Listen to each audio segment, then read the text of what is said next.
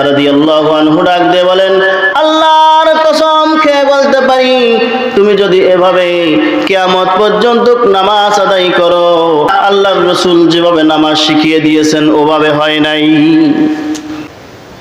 আল্লাহর রাসূল সাল্লাল্লাহু আলাইহি ওয়াসাল্লাম বলেন, সাল্লু কামা রাআইতুমুনি উসাল্লি। বান্দারে, আমার উম্মতেরা রে, তোমরা নামাজ আদায় করো যেভাবে আমাকে নামাজ আদায় করতে দেখেছো। এভাবে তোমরা যদি নামাজ আদায় করতে পারো, তোমরা সবল কাম হয়ে যাবে। যখন নিজের মন গড়া নামাজ আদায় করবে, তখন আল্লাহর দরবারেও নামাজ কবুল হবে না। মুসলমান ভাইরা আমার, আল্লাহর হাবিব সাল্লাল্লাহু আলাইহি ওয়াসাল্লাম নামাজে দাঁড়াইছেন, রাহমাতুল লিল আলামিন। নামাজের মধ্যে যখন রুকুতে গেলেন, রুকু থেকে দাঁড়া হইলেন। রুকু থেকে দাঁড়া হওয়ার পর যখন রব সামি আল্লাহু লিমান হামিদা বললেন, পিছন দিক থেকে কে যেন বলে উঠছে, রব্বানা লাকাল হামদ হামদান কাসীরান তাইয়িবান মুবারাকান ফীহি। নামাজ শেষ হয়ে গেল। আল্লাহর হাবিব সাল্লাল্লাহু আলাইহি ওয়াসাল্লাম সাহাবায়ে কেরামদেরকে ডাক দিয়ে বললেন, হে সাহাবায়ে কেরাম, মসজিদে নববীর মধ্যে আজ এই নামাজের মধ্যে এই অতিরিক্ত শব্দগুলি কে বলেছ? সমস্ত সাহাবায়ে কেরামগণ হতভম্ব হয়ে গেছে। কিরে, কে বলছে? ভুল হলো নাকি? যে বলছে সেও কোনো কথা বলে না। কিরে, আমার হয়তো ভুল হয়ে গেছে। কিন্তু ওর মধ্যে একজন সাহাবী বললেন, ইয়া রাসূলুল্লাহ, ইয়া হাবিবাল্লাহ, নামাজের মধ্যে রব্বানা লাকাল হামদ হামদান কাসীরান তাইয়িবান মুবারাকান ফীহি, আল্লাহর রাসূল আমি বলেছি। আল্লাহর রাসূল সাল্লাল্লাহু আলাইহি ওয়াসাল্লাম ডাক দিয়ে বলেন, হে সাহাবায়ে কেরামগণ, আমি যা দেখি তোমরা তা দেখো না, আমি যা শুনি তোমরা তা শোনো না। এই ব্যক্তি যে হামদান কাসীরান তাইয়িবান মুবারাকান ফীহি শব্দটা বাড়তি বলেছে, আমি খেয়াল করে দেখলাম ফেরেশতাগণ তারা পাল্লা দিচ্ছে, একজন আরেকজনের থেকে পাল্লা দিচ্ছে, কে কত আমল নামা ওই ব্যক্তির আমল নামায় লিখতে পারে। এত পরিমাণ জ্বর চলে এলো, যেই জ্বরের কারণে রাহমাতুল লিল আলামিন একবার হুশ হয় আবার বেহুশ হয়ে যায়, একবার বেহুশ হয়ে যায় আবার হুশ ফিরে আসে। প্রতিমধ্যে মসজিদে নববীর মধ্যে পবিত্র ঈশার নামাজের আজান হয়ে গেল। আজান হয়ে যাওয়ার পরে সাহাবায়ে কেরামগণ মসজিদের নববীর মধ্যে বসে আছেন, আল্লাহর নবীর অপেক্ষা করতেছেন। আল্লাহর নবী কখন মসজিদের নববীর মধ্যে আসেন? অনেক সময় অপেক্ষা করার পর সাহাবায়ে কেরামগণ আবু বকর রাদিয়াল্লাহু আনহুকে বললেন, হে আবু বকর, আল্লাহর নবীর অপেক্ষায় অনেক সময় ছিলাম, এখন তো আর থাকা সম্ভব নয়। আবু বকর, আপনি দাঁড়িয়ে যান, আপনার ইমামতিতে আমরা জামাতের সাথে নামাজ আদায় করি। আলামিনের হুশ ফিরে আসলো। হুশ ফেরার পরে আল্লাহর নবী সাল্লাল্লাহু আলাইহি ওয়াসাল্লাম হযরত আয়েশাকে ডাক দিয়ে বলেন, হে আয়েশা, এখন সময় কত? আয়েশা রাদিয়াল্লাহু আনহা ডাক দিয়ে বলেন, ইয়া রাসূলুল্লাহ, ইয়া হাবিবাল্লাহ, মসজিদের নববীতে আপনার অপেক্ষায় সাহাবায়ে কেরামগণ অনেক সময় বসেছিলেন। বসে থাকার পর যখন আপনার আর হুঁশ ফেরে না, আমার বাবার ইমামতিতে সমস্ত সাহাবায়ে কেরামগণ জামাতে নামাজ আদায় করতেছে।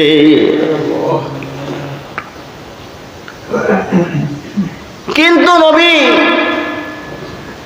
সাহাবায়ে কেরামগণ যে নামাজ আদায় করতেছেন, আমি খেয়াল করে দেখলাম সমস্ত সাহাবায়ে কেরামগণের চোখ দিয়ে পানি পড়তেছে। আর সাহাবায়ে কেরাম বলতেছে, আর হয়তো রাহমাতুল লিল আলামিনের পিছনে আমাদের নামাজ আর হবে না, হয়তো জীবনের শেষ নামাজ রাহমাতুল লিল আলামিনের পিছনে পড়ে ফেলেছে। এভাবে কান্নাকাটি করতেছে। রাহমাতুল লিল আলামিন আয়েশাকে ডাক দিয়ে বলেন, হে আয়েশা, আমার ঘরের দরজাটা খুলে দাও। দরজাটা খুলে দেওয়া হলো। রাহমাতুল লিল আলামিন আয়েশাকে ডাক দিয়ে বলে, আয়েশা, আমার মাথাটাকে একটু উঁচু করে ধরো। উঁচু করে ধরা হলো। রাহমাতুল লিল আলামিন কিছু সময় নামাজের দৃশ্য দেখে দেখে একটু পরে বললেন, আয়েশা আমার মাথাটাকে নামাও। আয়েশা রাদিয়াল্লাহু আনহা রাহমাতুল্লিল আলামিনের মাথা মুবারক নামাইলেন। নামানোর পর আয়েশা চোখের দিকে তাকিয়ে দেখেন রাহমাতুল্লিল আলামিনের দু চোখ বেয়ে বেয়ে অঝর ধরে পানি পড়তিছে। আয়েশা সিদ্দিকা রাদিয়াল্লাহু আনহা রাহমাতুল্লিল আলামিনকে জিজ্ঞাসা করলেন, ইয়া রাসূলুল্লাহ, ইয়া হাবিবাল্লাহ, আপনার চোখে কেন পানি? রাহমাতুল্লিল আলামিন বলেন, আয়েশা রে, সাহাবায়ে কেরামগণ যে জামাতের সাথে নামাজ আদায় করতেছে, এই নামাজের জন্য, এই নামাজ কায়েম করার জন্য উহুদের ময়দানে আমার রক্ত ঝরেছে, উহুদের ময়দানে আমার রক্ত ঝরেছে, তায়েফের ময়দানে আমার রক্ত ঝরেছে, উহুদের ময়দানে আমার দান মুবারক শহীদ হয়েছে, অনেক সাহাবায়ে কেরামগণ শাহাদাত বরণ করেছে। আয়েশা, এই যে মসজিদে জামাত হচ্ছে, আমার মনের মধ্যে এমন একটা কল্পনা ঢুকেছে, আজ থেকে কিয়ামত পর্যন্ত যত মানুষ আসবে, আমার যত উম্মতগণ আসবে, সকলেই এভাবেই না, কেমন যিনি এভাবেই কিয়ামত পর্যন্ত আমার উম্মতেরা জামাতে নামাজ আদায় করবে। কিসের চিন্তা করছিলেন? যে এখন যে জামাত মসজিদে হচ্ছে, এই জামাত হয়তো এভাবেই আমার উম্মতেরা আজান হয়ে গেলে মসজিদে এসে জামাতে নামাজ আদায় করবে। কিন্তু আসলে আমরা পড়ি, একটু শীত বেশি দেখলেই ঘর থেকে বের হয় না, একটু যদি ঠান্ডা পড়ে চাদরটা গায়ে দিয়ে ঘরের কোণে যায় নামাজটা বিছিয়ে নামাজ আদায় করে নেই। মসজিদে ঈশার সময় দেখা যায়, ফজরের সময় দেখা যায়, সময় শেষ হয়ে গেছে, টাইম শেষ হয়ে গেছে, 5-10 মিনিট অপেক্ষা করার পরও মসজিদে 2-1 মুসল্লি হয় না, জামাতের মানুষ পাওয়া যায় না। এমন একটা অবস্থা, মসজিদে জামাতের মানুষ পাওয়া যায় না। মুসলমান ভাইরা রে আমার, যেই কথা বলতেছিলাম, আমরা নামাজ পড়ি, দেখা যায় নামাজ ঠিক মতো হয় না, রুকু দিলে রুকু ঠিক মতো হয় না, রুকু থেকে আমরা ঠিক মতো দাঁড়াই না, কথা বলেন ঠিক কিনা? ঠিক মতো সিজদা করি না, ঠিক মতো রুকু করি না, এভাবেই আমাদের নামাজ আদায় করা হয়ে যায়। মুসলমান ভাইরা রে আমার, হুযায়ফা রাদিয়াল্লাহু তাআলা আনহু একবার ইয়ামেন দেশে সফর করতেছিলেন। সফর করার প্রতিমধ্যে আসরের নামাজের আজান হয়ে গেল মসজিদে। হুযায়ফা রাদিয়াল্লাহু তাআলা আনহু মসজিদে ঢুকবেন, নামাজ আদায় করবেন, আসরের নামাজ আদায় করলেন। আসরের নামাজ আদায় করার পর এক ব্যক্তিকে দেখেন, একজন ব্যক্তি পিছনে নামাজ আদায় করতেছে। হুযায়ফা রাদিয়াল্লাহু আনহু অপেক্ষা করলেন এবং ওই ব্যক্তির নামাজ শেষ হলো। নামাজ শেষ হওয়ার পর ওই ব্যক্তিকে হুযায়ফা ডাক দিলেন, হে আল্লাহর বান্দা, এদিকে এসো, আমাকে কি চেনোনি? হুযায়ফার কথা শুনে ওই ব্যক্তি বলে, না, আপনাকে চিনি না। হুযায়ফা রাদিয়াল্লাহু আনহু ডাক দিয়ে বলেন, আমি হচ্ছে একজন আল্লাহর প্রিয় বান্দা, রাহমাতুল লিল আলামিনের একজন সাহাবী।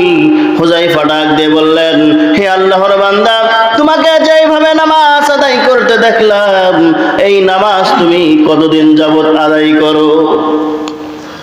ওই ব্যক্তি ডাক দিয়ে বললেন, হুযায়ফা, এভাবে প্রায় আমি 40 বছর নামাজ আদায় করি। কয় বছর?